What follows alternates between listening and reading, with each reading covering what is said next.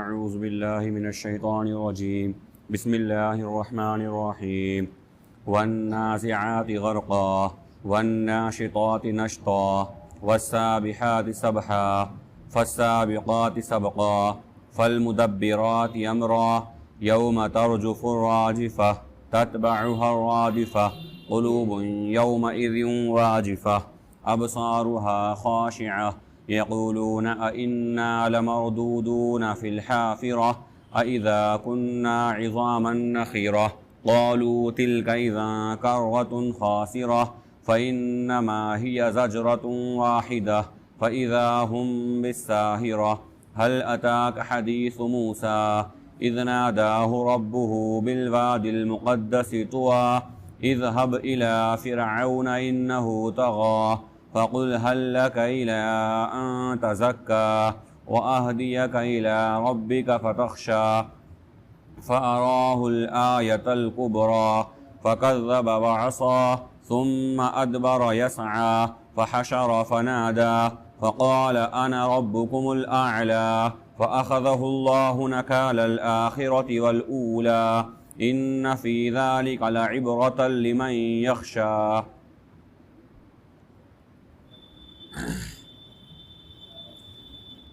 قسم ہے ان فرشتوں کی جو نافرمانوں کی روح پور پور سے کھینچتے ہیں اور فرمانبرداروں کی روح نکالنے میں بس ایک گرہ کھول دیتے ہیں اور تیرتے ہوئے جاتے ہیں، پھر تیزی کے ساتھ آگے بڑھتے ہیں، پھر حکم کے پورا کرنے میں لگ جاتے ہیں۔ جس دن ایک سخت بھوچال آئے گا،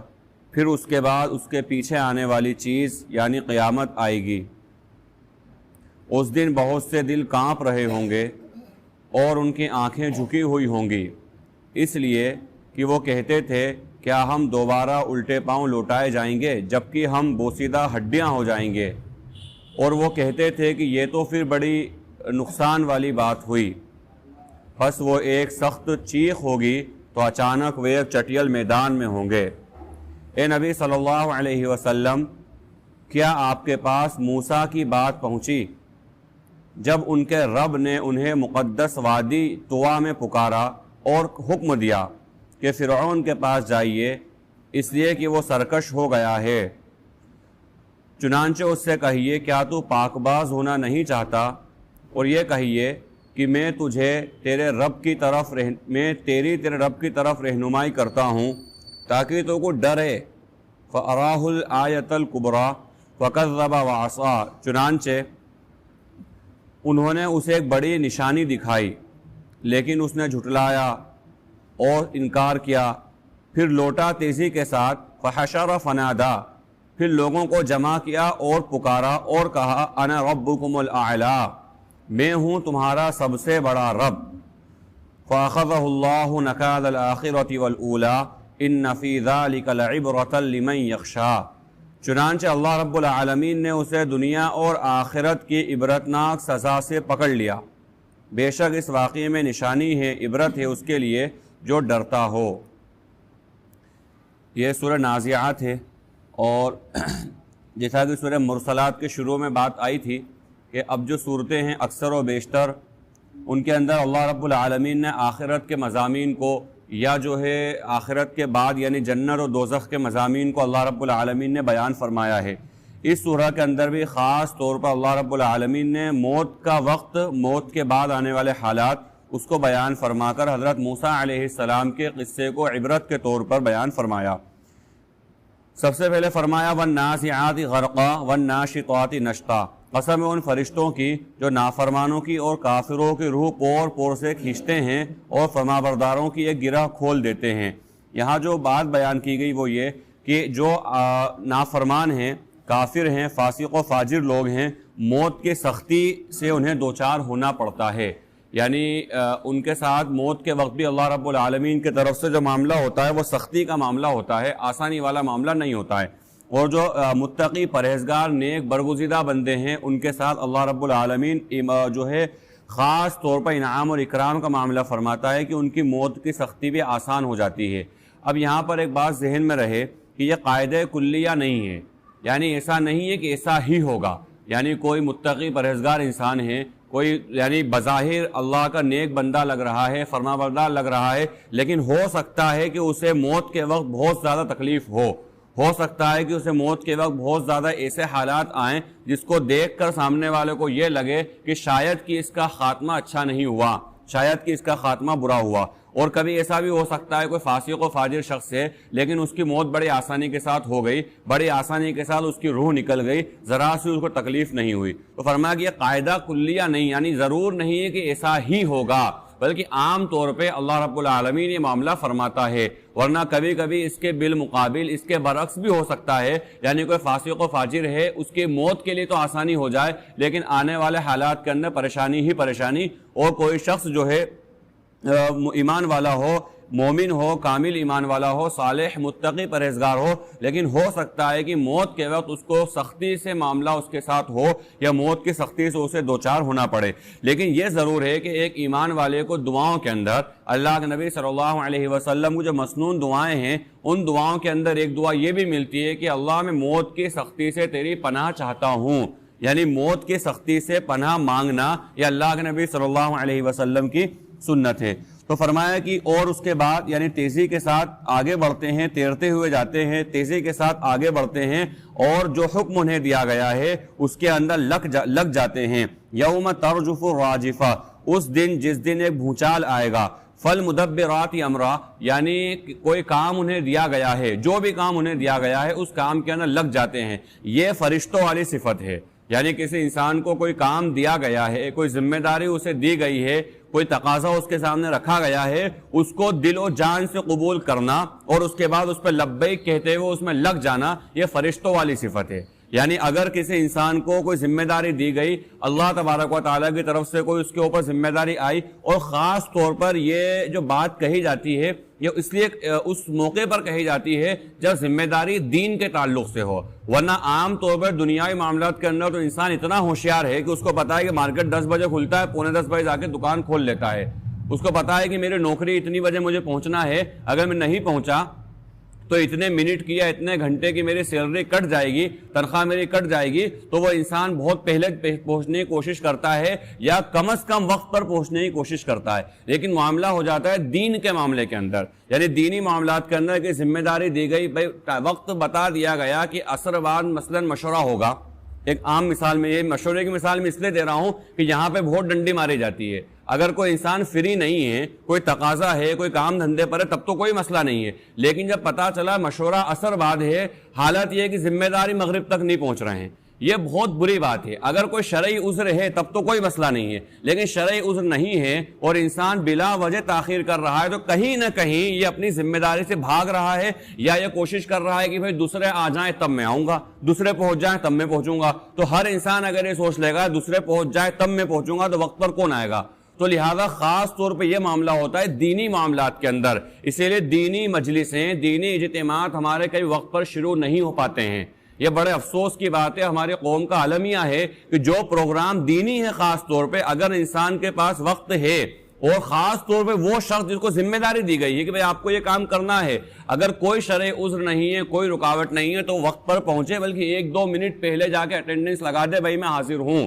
اس لیے کہ یہ ایک بڑی ذمہ داری ہے۔ جس شخص کے اندر یہ عادت آ گئی، فرشتوں والی صفات میں سے ایک صفت اس کو مل گئی کہ فرشتے فالمدبرات امرا، یعنی جو بھی حکم ان کو دیا گیا تیزی کے ساتھ اس کے اندر لگ جاتے ہیں۔ تو خاص طور پہ دینی معاملات کے اندر فکر ہونا چاہیے کہ اگر ہمیں کوئی ذمہ داری دی گئی ہم اس ذمہ داری کو صحیح وقت کے اوپر ادا کریں۔ پھر فرمایا یوم ترجف الراجفہ، جس دن ایک بھونچال آئے گا، اس کے بعد اس کے پیچھے آنے والی چیز یعنی قیامت آئے گی۔ قلوب یومئذ واجفہ ابصارها خاشعہ، اس دن بہتوں کے دل کانپ رہے ہوں گے اور ان کی آنکھیں جھکی ہوئی ہوں گی، یعنی ان لوگوں کا ذکر کیا جا رہا ہے جو آخرت کو جھٹلایا کرتے تھے، بھائی یہ تو ہوگا نہیں، ہم مر کے مٹی ہو جائیں گے، دوبارہ کیسے اٹھائے جائیں گے، جب ہم منو مٹی میں چلے جائیں گے،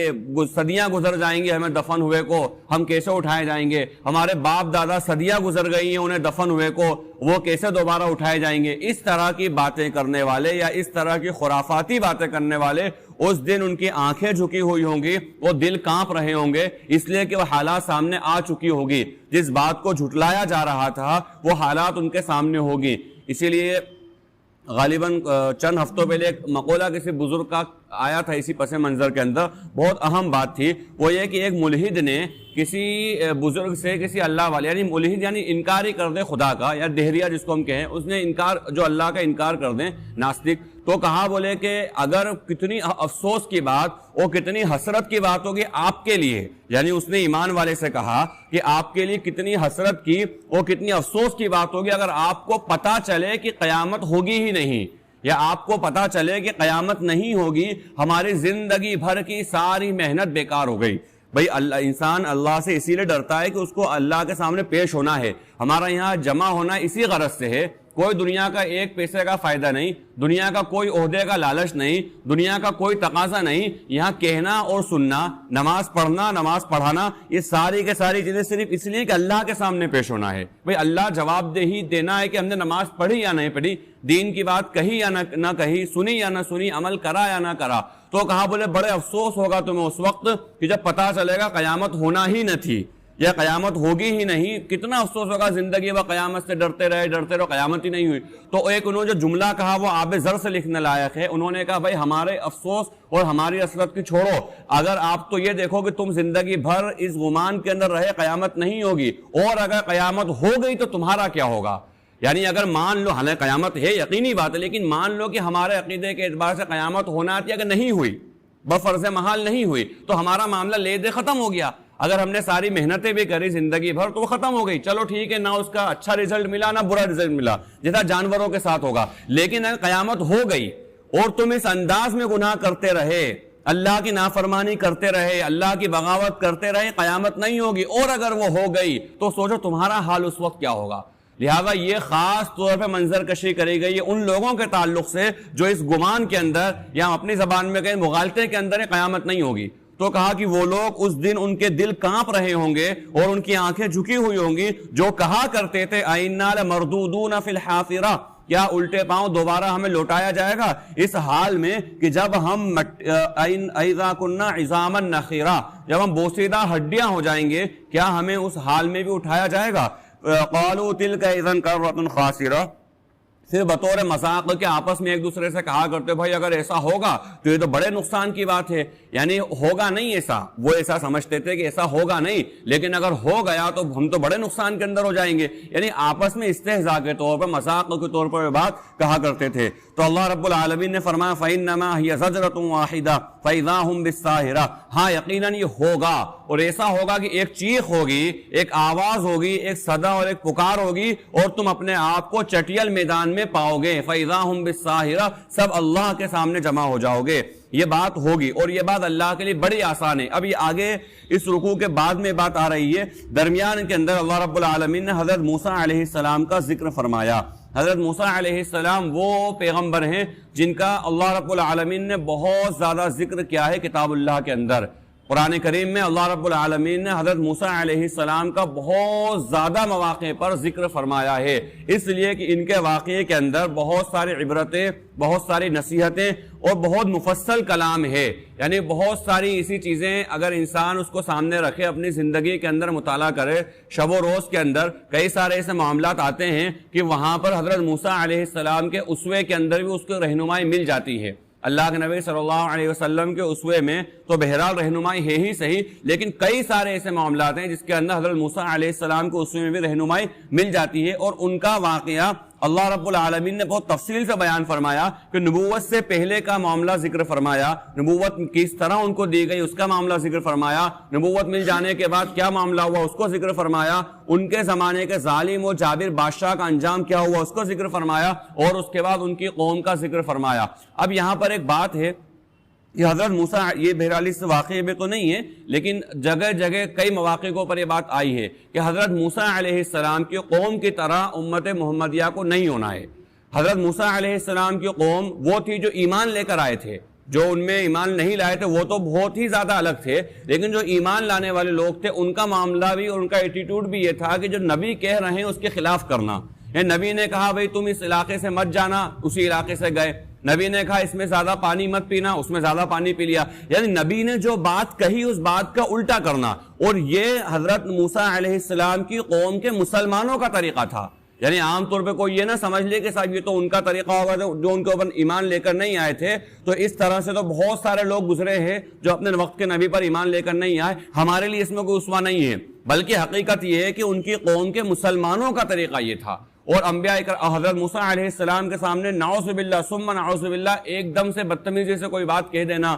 ان کے بات کا اللہ انکار کر دینا، ان کی بات کو ٹھکرا دینا، اس بات کو نہیں ماننا، بڑا خطرناک طریقہ حضرت موسیٰ علیہ السلام کی قوم کا تھا۔ اور ایک غرہ ان کو یہ ہو گیا تھا کہ ہم تو اللہ کے محبوب ہیں، نحن احباء اللہ، ہم اللہ کے محبوب ہیں، اور یہ کہ ہمیں اللہ دوزخ میں نہیں ڈالے گا، ہمیں آگ نہیں چھوئے گی، اگر ڈالا بھی گیا، مان لے ان کیس اگر ڈالا گیا ہے تو تھوڑے بہت دیر کے لیے ہمیں ڈالا جائے گا، اور اس کے بعد میں ہم تو اللہ کے بڑے محبوب ہیں، بڑے پسندیدہ ہیں، ہمیں آگ کا عذاب بھی نہیں دیا جائے گا۔ یہ والا طریقہ امت محمدیہ میں نہیں ہونا چاہیے، اور خاص طور پر اس تعلق سے کہ جب انسان کسی چیز کے بڑپن کا شکار ہو جائے، یا وہ علم کے بڑپن کا شکار بھی ہو سکتا ہے، خاندان کے بڑپن کا شکار ہو سکتا ہے، کسی علاقے کے بڑپن کا شکار ہو سکتا ہے، یہ 2 4 5 چیزیں ایسی ہیں، یعنی یہ کہا جائے کہ موسیٰ علیہ السلام کی قوم جو اپنے آپ کو بڑا سمجھ رہی تھی، ان بڑے سمجھنے کی 1 یا 2 وجہ ہو سکتی ہیں، اسی طرح کی 1 یا 2 وجہ یہ امت یعنی امت محمدیہ نے بھی اپنے طور پر بنا لی ہیں۔ کسی نے سنا میرا خاندان بڑا ہے اس لیے میں بڑا اچھا ہوں، کسی نے کہا کہ صاحب میں فلاں علاقے سے تعلق رکھتا ہوں اس لیے بڑا اچھا ہوں، کسی نے کہا میرا علم بہت زیادہ ہے اس لیے میں بڑا اچھا ہوں۔ تو لہذا یہ ساری باتیں جب سامنے آئے تو اس وقت حضرت موسیٰ علیہ السلام کی قوم کا طریقہ جب سامنے آئے تو ان کا انجام بد بھی سامنے آنا چاہیے کہ اللہ رب العالمین نے سخت ترین عذاب بھی انہیں دیے، دنیا کے اندر بھی ان کی پکڑ کری، اور بہت زیادہ ذلیل و خوار ہوئے اس وجہ سے کہ انہوں نے وقت کے نبی کی بات کو نہیں مانا، اور اس کے بعد ایسی ذلت اور ایسی پھٹکار ان کے اوپر ہوئی قیامت تک کے لیے مبغوض علیہم کا فیصلہ اللہ رب العالمین نے کر دیا ان کے لیے، کہ جو حضرت موسیٰ علیہ السلام کی قوم میں سے تھے، ظاہر سی بات ہے اس وقت ان کے اوپر ایمان لائے تھے، کیونکہ یہود جو تھے اس وقت کے اعتبار سے اگر دیکھا جائے تو جو نصارہ اور یہود جب وہ ان کے وقت کے نبی کی شریعتیں تھیں اس حال کے اندر کہ ان کا نظام نافذ تھا، ان کا قانون تھا، ان کی شریعت تھی، تو وہ لوگ بھی صاحب ایمان تھے، لیکن اس کے بعد نافرمانیوں کی پاداش کے اندر، سرکشی کی پاداش کے اندر، بہت زیادہ گناہوں کے اندر مبتلا ہو کر وہ ایسی پھٹیا مار ان کی ہوئی کہ خاص طور پہ ان کے اوپر اللہ رب العالمین کی لعنت ہوئی، اللہ کی طرف سے غصہ ہوا، اور اللہ کے رحمت سے مایوس، اللہ کے رحمت سے محروم ہو گئے۔ تو اس واقعے کے اندر حضرت موسیٰ علیہ السلام کی زندگی کے واقعات کے اندر، کیونکہ بہت سارے واقعات قرآن کریم نے بیان فرمائے ہیں، تو ان واقعات کے اندر سے ایک واقعہ یہاں ذکر کیا کہ حضرت موسیٰ علیہ السلام کو جب اللہ نے حکم دیا کہ فرعون کے پاس جاؤ، تو کہا کیا آپ کے پاس یہ بات پہنچی کہ جب آپ کے پاس حضرت موسیٰ کی بات پہنچی جب ان کے رب نے انہیں مقدس وادی طوا کے اندر پکارا اور کہا کہ جاؤ فرعون کے پاس، اس لیے کہ وہ سرکش ہو رہا ہے۔ یہاں نبوت دینے کے بعد اللہ رب العالمین نے ان کو حکم دیا کہ فرعون کے پاس جاؤ، اس لیے کہ وہ بہت زیادہ سرکش ہو گیا ہے۔ فَقُلْ هَلْ لَكَ إِلَىٰ أَن تَزَكَّىٰ، اور اس سے کہو کیا تو پاک باز ہونا چاہتا ہے، اور اگر ایسا ہے یعنی تو راہ راست پر آنا چاہتا ہے تو میں تیری رہنمائی کرتا ہوں تیرے رب کے راستے کی طرف تاکہ تو ڈر جائے۔ فَأَرَاهُ الْآيَةَ الْكُبْرَىٰ، اور اس کو بڑی نشانی دکھائی۔ اب یہاں پر حضرت موسیٰ علیہ السلام اور فرعون کا جو مکالمہ ہوا یا جو بات چیت ہوئی اور جادوگروں کا جو مقابلہ ہوا، یہ ساری کے ساری چیزیں ہمارے ذہن میں ہیں، ہم سنتے پڑھتے آ رہے ہیں، اس واقعے کی طرف یہاں پر اشارہ ہے۔ اچھا اب یہاں پر ایک بات یہ رہے ذہن میں، حالانکہ تھوڑی علمی بات ہے لیکن وہ ذہن میں رہے تو انشاءاللہ آگے کام آئے گی، وہ یہ کہ بعض لوگوں نے حضرت موسیٰ علیہ السلام کی زبان میں لکنت تھی، اس بات کا انکار کیا ہے، اور یہ کہا ہے کہ بھائی نبی جو ہوتے ہیں نا نقص سے پاک ہوتے ہیں، نبی کے اندر کوئی نقص نہیں ہوتا ہے، لہذا حضرت موسیٰ علیہ السلام کی زبان میں لکنت نہیں تھی، یعنی ہلکا سا توتلاپن جو تھا وہ ان کی زبان میں نہیں تھا، اس لیے کہ نبی جو ہے اس سے پاک ہوتے ہیں۔ یہ عام طور پہ لوگوں نے ایک بات کہی ہے، تو اس کا جواب حضرات مفسرین نے یہ دیا ہے کہ ایسا کوئی سا نقص یا ایسا کوئی سا عیب انبیاء اکرام علیہم السلام میں نہیں ہوتا ہے کہ جس کی وجہ سے ان کی قوم یا ان کے جن کو دعوت دی جا رہی ہے وہ لوگ ان سے بھاگیں اور ان سے دور ہوں۔ اسی لیے حضرت ایوب علیہ السلام کے بارے میں جو روایات کے اندر آتا ہے کہ ان کو اللہ رب العالمین نے مشکلات کے اندر ڈالا، تو بعض روایتیں ایسی آ گئیں کہ جن سے پتہ چلتا ہے کہ ان کی بے ادبی ہوئی، گویا کہ ایسے کیڑے یا اس طرح کی چیزیں ان کے جسم پر لگ گئیں، اور اس کے بعد پھر 1 سے 2، 2 سے 3، 3 سے 4 باتیں بیان کرتے چلے گئے کہ نعوذ باللہ ثم نعوذ باللہ، کوئی کیڑا ان کے جسم سے گر گیا تو اس کو کہا کہ نہیں تو یہیں پر رہ میرے زخموں کے اوپر، اس لیے کہ تیرا رزق یہیں پر ہے۔ یہ ساری خرافات والی باتیں ہیں، ان کا اصل دین سے کوئی تعلق نہیں ہے۔ اصل روایت یہ ہے کہ حضرت ایوب علیہ السلام کو درد بہت تھا، اتنا زیادہ درد تھا کہ اس سے بے چین ہو جاتے تھے، یہ اصل روایت ہے۔ اب اس کی بعد کئی ساری چیزیں جوڑتے چلے گئے بعد میں اسرائیلی روایت کے اندر، اور وہ لوگ جنہوں نے انبیاء اکرام علیہم الصلوۃ کو نعوذ باللہ کافر تک کہہ دیا، وہ لوگ جنہوں نے انبیاء اکرام علیہم الصلوۃ قتل تک کر دیا، اور وہ لوگ جنہوں نے نعوذ باللہ ثم نعوذ باللہ انبیاء اکرام کو زانی تک کہہ دیا، ان لوگوں کی روایتیں ہمارے بڑی کثرت کے ساتھ اور بڑے تواتر کے ساتھ چل رہی ہیں۔ لہذا ایسی کوئی سی چیز بھی انبیاء اکرام میں نہیں ہوتی ہے جس کو دعوت دی جا رہی ہے وہ گھن محسوس کرے، یا ایسا نقص نہیں ہوتا ہے جس سے دعوت دی جا رہی ہے وہ اس کی دعوت کو صحیح طرح سمجھ نہیں سکے۔ لہذا یہ چیز کا ہونا، لکنت کا ہونا کوئی عیب اس اعتبار سے نہیں ہے کہ سامنے والا اس سے متاثر ہو یا سامنے والا اس سے گھن محسوس کرے یا اس سے دور بھاگے، یہ چیز ان کے اندر یہ ایسا عیب نہیں ہے کہ جس کی وجہ سے کسی انسان کو کوئی پریشانی ہو۔ ہاں البتہ ضرور ہے کہ یہ جو حضرت موسیٰ علیہ السلام کے ساتھ جو معاملہ ہوا ہے، اس معاملے کی وجہ سے حضرت موسیٰ علیہ السلام کو ایسا لگا کہ شاید کہ میں اپنی بات فرعون کو اچھی طرح نہ سمجھا سکوں، یہ ان کا ایک انداز تھا۔ ضروری نہیں ہے کہ یہ بات یقینی طور پہ ہو ہی صحیح کہ وہ اپنی بات کو سمجھا نہ سکتے تھے، انہوں نے اپنی بات کو مضبوط کرنے کے لیے، اور ایک داعی کی صفت ہوتی ہے، مثال کے طور پر کئی موقعوں پر دیکھا ہوگا کوئی انسان ہے انگریزی جاننے والا ہے، اور انگریز مطلب فارن کی جماعت آئی جن کی زبان انگریزی ہے، اس کو انگریزی آتی ہے لیکن اس کے باوجود بھی کہتا ہے نہیں مجھے مترجم مت بناؤ۔ اس کی وجہ یہ کہ مجھے انگریزی چاہے آتی ہو لیکن ہو سکتا ہے کہ میں اپنی بات کو صحیح معنوں میں ادا نہ کر سکوں، مجھے زیادہ مہارت اس کے اندر نہیں ہے، ہو سکتا ہے کہ وہ میری بات نہیں سمجھ سکیں لیکن اس کو بات آتی ہے۔ اسی طرح حضرت موسیٰ علیہ السلام کو لگا شاید کہ اللہ میں اپنی اچھی طرح سے انہیں بات سمجھا نہ سکوں، اس لیے تو میرے بھائی ہارون کو میرے ساتھ کر دے۔ اب یہاں پر ایک بات اور یہ کہ کوئی اس پر جو اعتراض ہے کہ یہ بھی کیا گیا کہ بھئی یہ کس طرح ہوا یا کس طرح ہو سکتا ہے کہ ان کو اپنے بھائی کی مدد لینا پڑی، تو کہا کہ نبی کو ایک نبی کی مدد لینا کوئی عیب کی بات نہیں ہے۔ حضرت موسیٰ علیہ السلام نے کسی امتی کی مدد نہیں لی تھی بلکہ حضرت موسیٰ علیہ السلام نے نبی ہی کی مدد لی۔ جس حال کے اندر انہوں نے اپنے بھائی کی مدد طلب کری ہے، اللہ رب العالمین نے انہیں پہلے نبوت عطا کری، انہیں نبوت دی اللہ رب العالمین نے، اور انہیں ان کے بھائی کا معاون اور مددگار بنایا۔ ایک نبی نے دوسرے نبی کی مدد کری، اسی لیے اس واسطے ایک واقعہ یا ایک استدلال اور مفسرین نے کرا ہے کہ حضرت خضر علیہ السلام جو حضرت موسیٰ علیہ السلام کی رہنمائی کرنے والے تھے، جن کا واقعہ قرآن کریم میں اللہ رب العالمین نے بیان فرمایا ہے، ایک بڑے بحث ہے وہ نبی تھے یا غیر نبی، بہرحال اللہ بہتر جانتا ہے کہ نبی تھے یا غیر نبی، لیکن جو مفسرین فرماتے ہیں کہ نبی تھے ان کی دلیل بڑی مضبوط ہے، وہ یہ کہتے ہیں بھائی انہوں نے نبی کی رہنمائی کری ہے اور نبی کو انہوں نے بتایا ہے، اللہ تبارک و تعالیٰ ایک غیر نبی کو نبی کا استاد اور معلم نہیں بناتا ہے، اس لیے ایسا لگتا ہے کہ حضرت خضر علیہ السلام نبی تھے، اسی لیے اللہ کے نبی صلی اللہ علیہ وسلم امی ہیں، تو امی اس معنی میں نہیں کہ نعوذ باللہ ثم نعوذ باللہ آپ کو کچھ آتا ہی نہیں ہے، بلکہ اللہ رب العالمین نے ہر وہ چیز جو نبوت کے لیے مفید ہے یا جس کی ضرورت ہے ایک نبی کو، اللہ رب العالمین نے وہ پوری کے پوری چیز حضرت اللہ کے نبی صلی اللہ علیہ وسلم کو سکھائی ہے۔ ہر وہ چیز جس کی ضرورت پڑا کرتی ہے ایک داعی کو،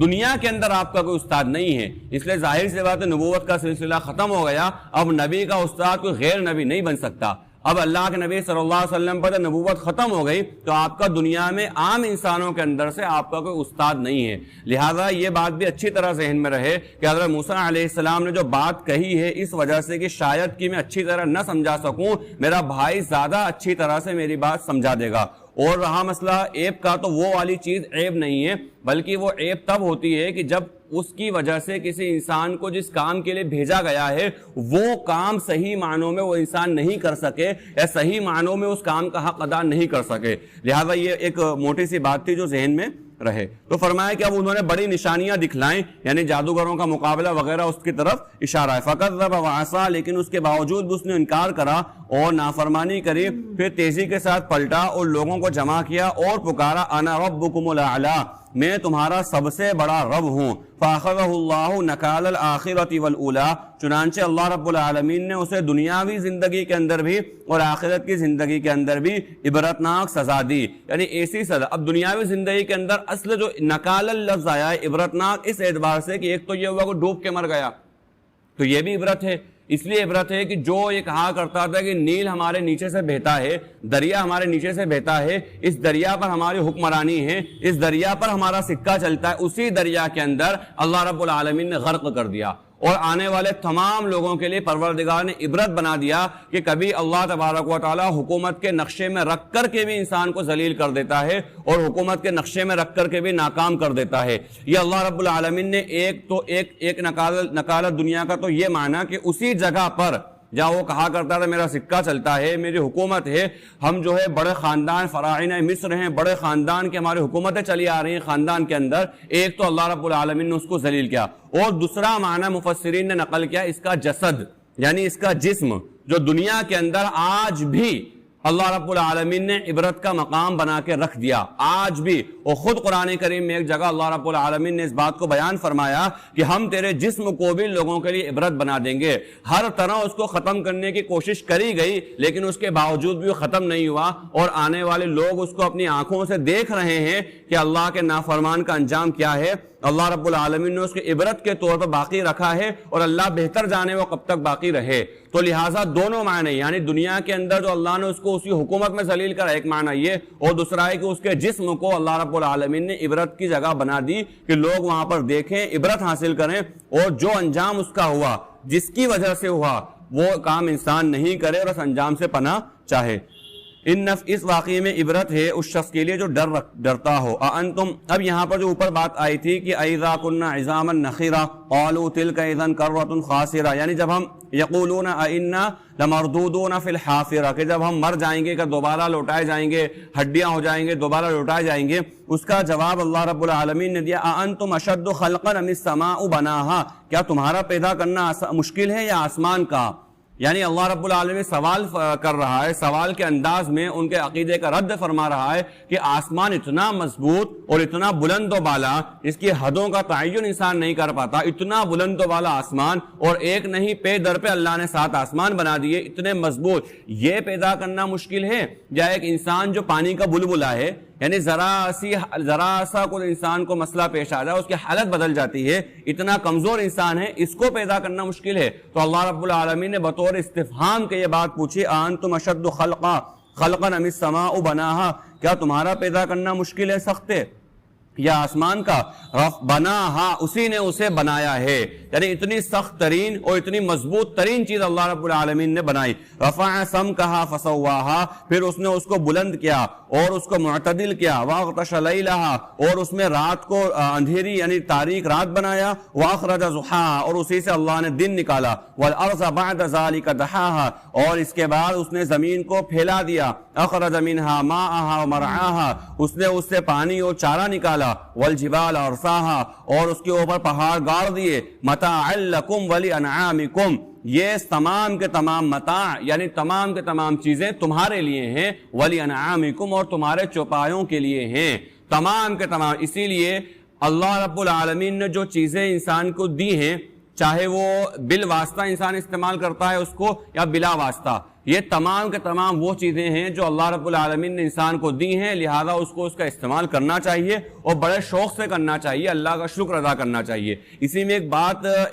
یعنی جملہ معترضہ کے طور پہ ایک عرض کر دوں کہ اسی طرح اللہ رب العالمین نے حلال چیزوں کو ذکر فرمایا، اور حلال چیزوں کو ذکر فرمانے کے بعد اللہ رب العالمین نے باتیں بیان فرمائی، کھاؤ اور پیو، یعنی اللہ نے جو چیزیں دی ہیں حلال ہیں تو اس کو کھاؤ اور حرام ہے تو اس سے بچ جاؤ۔ لہذا ہر وہ چیز جسے اللہ رب العالمین نے حلال کری ہے، انسان کو اگر طاقت ہو، اس کے بس میں ہو تو اس کو کھانا چاہیے، اس کو استعمال کرنا چاہیے، کھانے کی ہو، پہننے کی ہو، اور اگر اس کے طاقت بس میں نہیں ہے تو وہ نہیں کھائے۔ لیکن یہاں کسی حلال چیز سے اس کو نفرت نہیں کرنا چاہیے، یعنی کوئی سی ایسی چیز تو حلال ہے، مثال کے طور پر ہمارے معاشرے کے اندر بہت سے لوگ ہیں کوئی سی چیز کھاتے ہیں، کوئی سی چیز نہیں کھاتے ہیں، کوئی سی چیز پسند ہوتی ہے، کوئی سی پسند نہیں ہوتی ہے۔ اللہ کے نبی صلی اللہ علیہ وسلم کی عادت شریفات ہے کہ آپ صلی اللہ علیہ وسلم کے سامنے دسترخوان پہ جب کھانا آتا تھا آپ شوق سے کھاتے تھے، اگر کبھی ایسا لگتا تھا کہ یہ چیز مناسب نہیں ہے یا آپ کو پسند، آپ فوراً اٹھ جاتے تھے، یعنی کھانے کی برائی نہیں نکالتے تھے ایک بار۔ اسی لیے کھانے میں عیب نہ نکالنا اللہ کے نبی صلی اللہ علیہ وسلم کی بڑی سنت ہے۔ ہم عام طور پہ اس کی طرف سے تھوڑا سا کیا ہے، ہماری نظریں جڑے نہیں جاتی اس کی طرف، بھئی گھر میں نمک مرچی کم زیادہ ہو گئی تو منہ بنانے لگ گئے، برا بھلا کہنے لگ گئے، کبھی غصے بہت سے سرکش اور یعنی اتنے بدبخت لوگ ہوتے ہیں کہ پلیٹ کو پھینک دی غصے کے اندر. یہ ساری چیزیں بہت بری چیزیں ہیں. اگر پسند نہیں ہے تو انسان اٹھ جائے. ظاہر سی بات ہے کہ اگر ابھی صبح اچھی نہیں لگی، تھوڑا سا زیادہ بھوک لگے گی تو شام میں سب اچھا لگنے لگ جائے گا، کیونکہ بھوکے انسان کو کنکر پتھر بھی کھلاؤ تو وہ بھی اس کو اچھے لگتے ہیں. تو سارے نخرے اس وقت ہوتے ہیں کہ زبان میں چٹخارا نہیں آتا ہے، پیٹ بھرا ہوا ہوتا ہے اور سارے نخرے ہوتے ہیں. تو لہٰذا اس سے بچنا چاہیے کہ اللہ کے نبی صلی اللہ علیہ وسلم کی سنت کھانے میں عیب نہ نکالنا. یہ بات رٹنے کے لیے یا بچوں کو رٹا دینے کے لیے یا سکھا دینے کے لیے نہیں ہے، بلکہ عمل کے لیے ہے. ایک بات. دوسری بات یہ کہ کوئی سی بھی کھانے کی چیز ہے اس سے کبھی نفرت نہیں کرنا. یہ ہوتا ہے کئی چیز انسان کو پسند ہوتی ہے، کوئی نہیں. بھائی ہمارے میں بہت سے ایسا مجمع ہوگا جو بڑے کا گوشت نہیں کھاتا ہوگا، وہ صرف اس وجہ سے نہیں کھاتا ہے بھائی مجھے اچھا نہیں لگتا ہے، بات ختم. لیکن اس وجہ سے کہ اس کو دیکھ کر حقارت آ جانا، اس سے دیکھ کر نفرت کرنا یا اس کو دیکھ کر منہ بنانا، یہ بہت بری چیز ہے. اس لیے کہ اللہ نے اس کو حلال کیا ہے. اس لیے قاری صدیق صاحب باندی رحمۃ اللہ علیہ تو کہا کرتے تھے کہ اگر کوئی سی حلال چیز ہے اور جس کی وجہ سے تمہیں اسے نفرت آ رہی ہے اگر، اور تمہیں لگ رہا ہے کہ میں نہیں کھاتا یار، مطلب منہ بنا کے کہہ رہا ہے، تو نفرت کو توڑنے کے لیے اس کو کھاؤ. اگر گوشت بڑے کے گوشت سے کسی کو نفرت آ رہی ہے تو اس کو یہ تعلیم دی گئی بھائی اگر نہیں کھا رہا ہے تو وہ حرام اور ناجائز نہیں ہے. لیکن اگر نفرت والا معاملہ اگر ہو رہا ہے تو اللہ نے اس کو حلال بنایا ہے، تو کم از کم نفرت کو ختم کرنے کے لیے اسے ایک لقمہ ہی انسان کھا لے، ایک بوٹی ہی کھا لے. کیوں؟ کیونکہ اللہ نے اس کو حلال کیا ہے. جب اللہ نے حلال کیا، ہم اس کو حرام کرنے والے اپنے اوپر کون ہوتے؟ اس بات کو تو خود قرآن کریم کے اندر اللہ تبارک و تعالیٰ نے اللہ کے نبی صلی اللہ علیہ وسلم کو بھی اس بات کا پابند بنایا کہ نبی صلی اللہ علیہ وسلم جس چیز کو اللہ نے آپ کے لیے حلال کیا ہے، آپ اس کو اپنی بیویوں کی رضا جوئی کے لیے اپنے اوپر حرام مت کریے. احل اللہ لک، اللہ نے جس کو آپ کے لیے حلال کیا ہے اس کو اپنی تبتغی مرضات ازواجک، اپنی بیویوں کی رضا جوئی کے لیے اس کو حرام مت کریے. اب ظاہر سے وہاں بیویاں تھیں، واقعہ پیش آیا تھا تو بیویوں کا ذکر ہو گیا، ورنہ کوئی سی بھی چیز ہو سکتی ہے. ہم بیویوں کی جگہ نفرت بھی کہہ سکتے ہیں کہ نفرت کی وجہ سے اس کو اپنے اوپر حرام مت کریے. تو لہٰذا کوئی سی بھی حلال چیز ہے اس کو انسان کھائے، اگر اچھی نہیں لگ رہی تو کوئی مسئلہ نہیں، کوئی زبردستی کھان. لیکن اگر نفرت والا مزاج پیدا ہو رہا ہے کسی چیز سے تو یہ بری چیز ہے، یہ نہیں ہونا چاہیے اور اللہ کے نبی صلی اللہ علیہ وسلم کی سنت کے خلاف ہے. تو فرمایا کہ متاعا لکم ولانعامکم، تمہارے لیے تمہارے چوپایوں کے لیے. فاذا جاءت الطامۃ الکبریٰ، اب یہ آخرت کے جو بڑا دن جب آ جائے گا، سخت ترین دن آ جائے گا، اس دن انسان دیکھ لے گا جو کچھ اس نے کیا ہے، اور جہنم بھی دکھا دی جائے گی اس شخص کو جو دیکھنا چاہے، جہنم بھی سامنے پیش کر دی جائے گی. چنانچہ جس نے نافرمانی و سرکشی کری اور دنیاوی زندگی کو اخروی زندگی پر ترجیح دی، یعنی اس کو زیادہ فوقیت دی، زیادہ بڑا بنایا، تو فإن الجحیم ہی المأویٰ، جہنم اس کا ٹھکانہ ہے. وأما من خاف مقام ربہ ونہى النفس عن الہویٰ، اور جو شخص اپنے رب کے سامنے کھڑا ہونے سے ڈرا اور اپنے نفس کو گناہوں سے روکتا رہا تو جنت اس کا ٹھکانہ ہے. رب کے سامنے کھڑا ہونے سے ڈرا کہ ایک معنی تو یہ ہے کہ بھئی انسان جو ہے کوئی بھی نیک کام کرے، لیکن اس نیک کام کرنے کے باوجود بھی انسان ڈرے کہ بھئی ہم سے صحیح معنوں میں اس کا حق ادا نہیں ہوا. جیسا ہمیں ایک روایت حضرت عائشہ صدیقہ رضی اللہ تعالی عنہا نے ان جیسے آیات کا ایک مطلب اللہ کے نبی صلی اللہ علیہ وسلم سے یہ بیان فرمایا ہے کہ بھئی وَأَمَّا مَنْ خَافَ مَقَامَ رَبِّهِ، جو اپنے رب کے سامنے کھڑے ہونے سے ڈرا، تو اس کا ایک مطلب یہ ہے کہ وہ نیک کام تو کرا، اس کے باوجود بھی ڈرا کہ اللہ جیسا حق تھا ویسا ادا نہیں ہوا. اور دوسرا یہ کہ اگر گناہ ہو گیا تو اس کے بعد اللہ سے ڈرا کہ اللہ میرے سے گناہ ہو گیا، نفسانی خواہشات کی وجہ سے، بشر تقاضے کی وجہ سے، اللہ بہت بڑا گناہ ہو گیا، یا جو بھی گناہ ہوگا اس کے تصور اس کے سامنے ہو اور اس کی وجہ سے اللہ کے سامنے پیش ہونے سے ڈرے. تو یہ دونوں معنی اس کے اندر مراد ہو سکتے ہیں کہ اللہ کو بڑا بنایا، اس نے ہر حال میں اللہ کو بڑا بنایا. خلاصہ یہ کہ دونوں شکلوں کے اندر اس نے بڑا اللہ کو بنایا، اور اللہ رب العالمین اس کی لاج رکھے گا انشاءاللہ اس بات کے اوپر کہ انسان نے اللہ ہی کو بڑا سمجھا، اللہ ہی کو بڑا بنایا. اسی لیے جو حضرت عیسیٰ علیہ السلام کا جو بات جو انہوں نے اپنے حواریین کے بارے میں کہی کہ اے اللہ، جب پوری بات چیت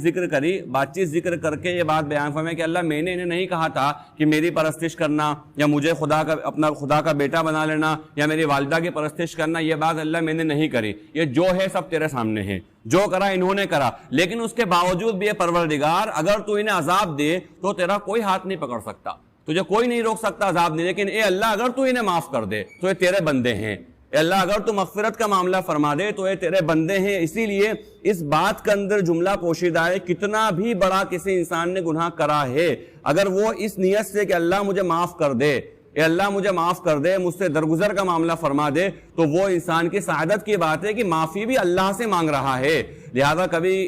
یہ بات میں کئی مرتبہ کہہ چکا ہوں کہ کبھی ہمارے ساتھ بہت سے کبھی نماز ہی نہیں پڑھی اور وہ نماز پڑھنے کے لیے آ گیا مثلاً، تو بہت سے ایسے ساتھیوں کو تانے کے انداز میں یا اس انداز سے، بھائی آج تو ہی مسجد آ گیا، کیا بات ہے، آج تو ادھر کدھر راستہ بھول گیا، تو بھائی وہ راستہ بھول گیا یا کچھ بھی ہو گیا، آیا تو مسجد نہ بہرحال، خاص طور پر رمضان کے اندر بہت سے بھائی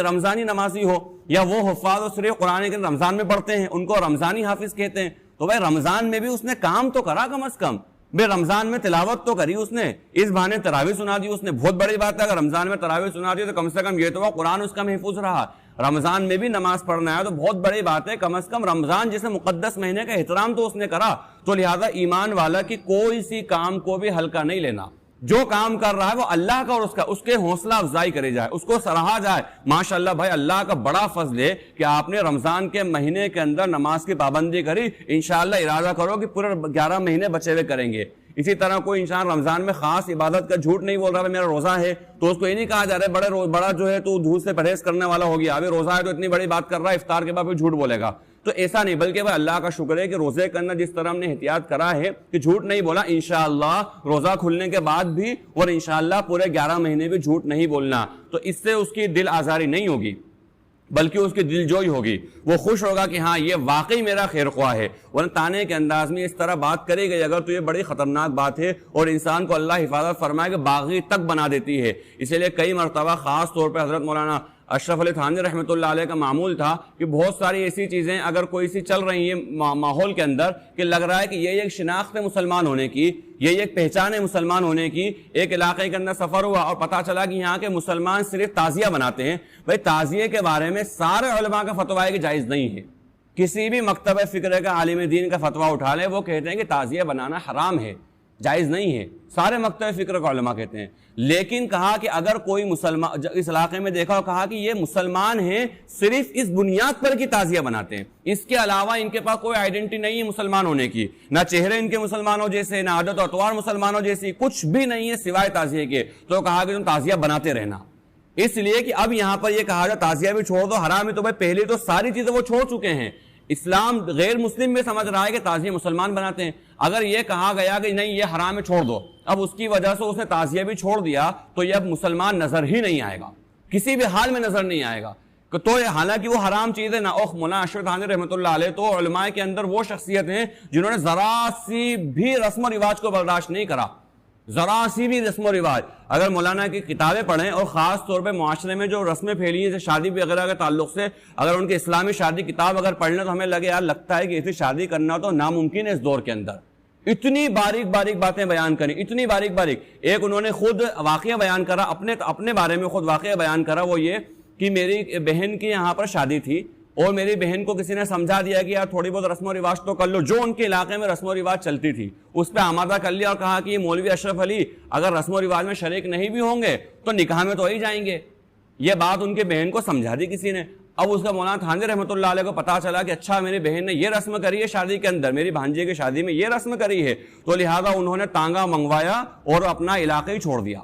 اور دوسرے علاقے میں چلے گئے، وہاں جا کر جمعہ پڑھایا اور جمعہ پڑھانے کے بعد غائب ہو گئے۔ اب غائب ہو گئے مطلب یہ نہیں کچھ علاقے سے بھی چلے گئے، بھائی ایسے گئے کہ وہیں پر قیام کرا، اگر کوئی شاگرد یا مرید تھے ان کے یہاں پہ ٹھہرے، سب کچھ کرا، نکاح کی مجلس مغرب بعد تھی، مغرب بعد بھی نہیں آئے، حتیٰ کہ اگلے دن آئے۔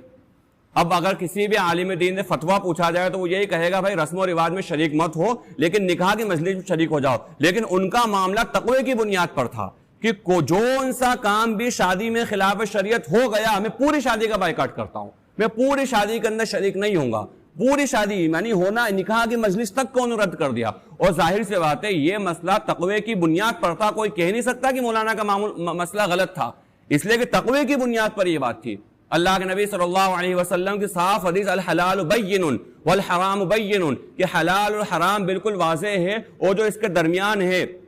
مشتبہات، یعنی نہ حلال پتہ چل رہا ہے نہ حرام پتہ، اس میں بہتر یہ کہ اس کو بھی چھوڑ دو،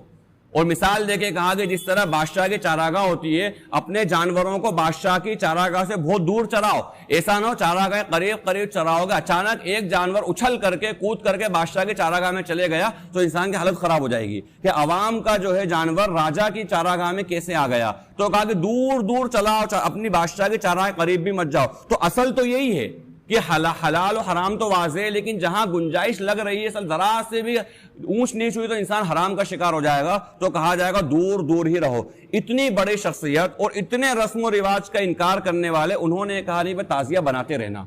اس لیے کہ یہاں پر صرف ایک یہ پہچان ہے، اگر یہ بھی چھوڑ دیں گے تو پتہ ہی نہیں چلے گا کہ مسلمان ہیں. تو لہٰذا کوئی بھی انسان اگر دین کا کام کر رہا ہے خاص طور پر، تو وہ یہ سوچے کہ میرا بھائی اگر کوئی ہمیشہ کوئی کام نہیں کرتا اچھا، لیکن آج اچھا کام کر رہا ہے تو اس کو سراہا جائے، اس کی تائید کرے جائے، بھائی آپ بہت بڑھیا کام کر رہے ہو، اللہ سے دعا بھی کرو، ارادہ بھی کرو کہ انشاءاللہ کام ہمیشہ کرتے رہیں گے. تو فرمایا کہ ان کا ٹھکانہ جنت ہے. یہ اللہ کے سامنے کھڑے ہونے سے ڈرے اور اپنے نفس کو گناہوں سے بچا لیا. یہ پوچھتے ہیں نبی صلی اللہ علیہ وسلم کی قیامت کب آئے، نبی سے پوچھتے ہیں کہ قیامت کب آئے گی، تو کہا کہ فیما انت من ذکرہا، تمہیں اس کے ذکر سے کیا مطلب، یعنی اگر تم چاہتے ہو کہ اس کے نشانیاں یا اس کے علامات یا اس کا وقت آ جانے کے بعد تمہاری اصلاح ہو جائے، تم صحیح راستے پر آ جاؤ، اگر تو میں تم کو اس کے لیے بتا رہا ہوں. لیکن اگر یہ مطلب نہیں ہے تو سوائے مذاق اڑانا، سوال کرنا، یہ تمہارا مطلب ہے تو اس سے تمہیں جواب دینے کا کوئی فائدہ نہیں. اگر یہی مطلب ہے تمہارا تو کوئی فائدہ نہیں. لیکن مطلب اگر یہ ہے کہ بھئی اگر تم آ جاؤ، قیامت کا پتہ چل جائے، کس دن آئے گی متعین، شاید ہمارے حال کی اصلاح کر لیں، ہمارا حال سدھار لیں، تو اس کے بارے میں تو میں ساری باتیں کھول کھول کر بتا رہا ہوں. تو کہا الی ربک منتہاہا، اس کا اصل علم بالکل پکا سچا علم کہ کس دن کس وقت آئے گی یہ اللہ کے علم میں ہے. اللہ تبارک و تعالیٰ نے علامات بتلا دی ہیں، وہ ساری کتابوں میں موجود ہیں. انما انت منذر من یخشاہا، فرمایا میں تو ڈرانے والا ہوں اس شخص کو جو ڈرتا ہو. کأنہم یوم، اب آخرت کی زندگی جب آ جائے گی، قیامت کا دن آئے گا تو انسان دنیاوی زندگی کے بارے میں سوچے گا کأنہم یوم یرونہا لم یلبثوا الا عشیۃ او ضحاہا، کہ گویا کہ وہ اس دن کو دیکھنے کے بعد یہ سمجھے گا یا سوچے گا کہ دنیاوی زندگی کے اندر میں بہت تھوڑے وقت رہا، ایک شام کے گزرنے کا زمانہ یا ایک صبح کے گزرنے کا زمانہ، بس اتنے کم وقت کے اندر میں رہا دنیا کے اندر. اتنی بڑی زندگی کو دیکھنے کے بعد اس کو یہی لگے گا کہ کأنہم یوم یرونہا، جب وہ اس کو دیکھیں گے تو وہ سوچیں گے کہ ہم وہاں پر یعنی دنیا کے اندر یا تو ایک شام کے بقدر یا ایک صبح کے بقدر ہم ٹھہرے ہیں. بسم اللہ الرحمن الرحیم. اللہم صلی علی محمد وعلی آل محمد کما صلیت علی ابراہیم وعلی آل ابراہیم انک حمید مجید. اللہم بارک علی محمد وعلی آل محمد کما بارکت علی ابراہیم وعلی آل ابراہیم انک حمید مجید. اللہم اغفر وارحم وانت خیر الراحمین. اللہم اغفر لی وارحمنی واہدنی وعافنی وارزقنی. اللہم ارنا الحق حقا وارزقنا اتباعہ وارنا الباطل باطلا وارزقنا اجتنابہ. ربنا آتنا في الدنيا حسنة وفي الآخرة حسنة وقنا عذاب النار. جزا الله عنا محمدا ما هو أهله صلى الله عليه وسلم. سبحان ربك رب العزة عما يصفون وسلام على المرسلين والحمد لله.